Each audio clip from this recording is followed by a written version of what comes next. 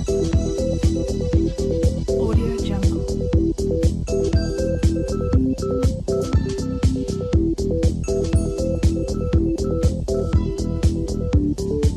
Audio Jungle. Audio Jungle.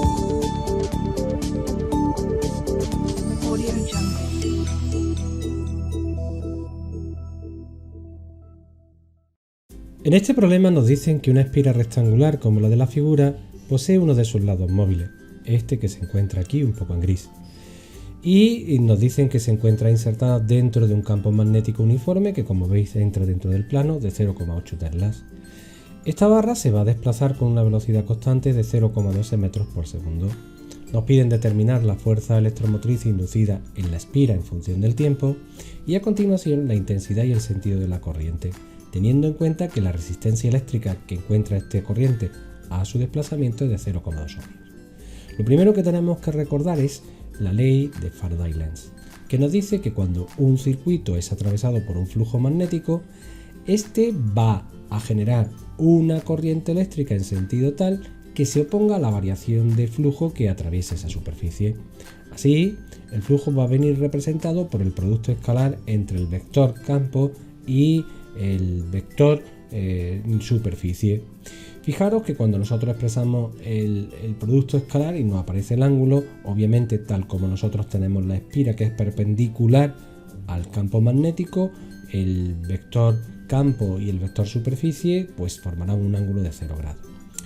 Por tanto, como se va a ir desplazando la barra, va a ir aumentando el flujo magnético que atraviesa esta superficie y podremos decir que se genera entonces una fuerza electromotriz que genera una corriente que genera un pequeño campo inducido que intenta oponerse a este aumento de flujo que está ocurriendo.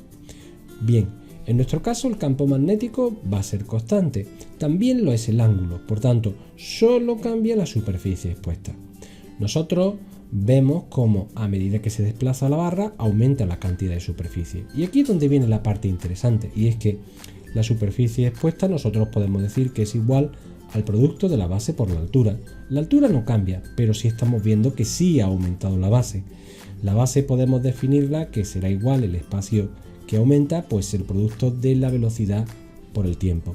Ese será el espacio que ha recorrido y por tanto será el espacio que tengamos al final de base.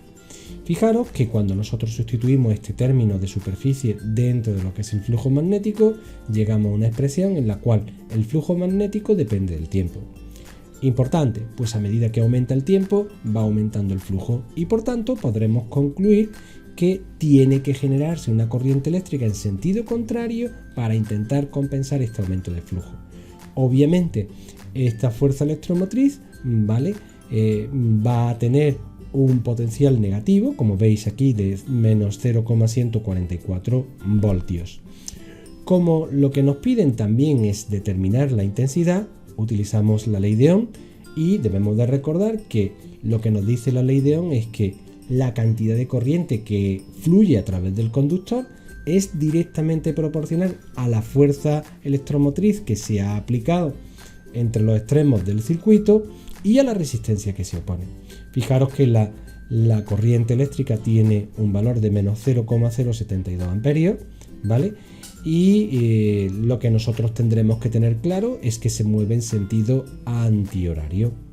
Y con esto tendríamos el problema resuelto.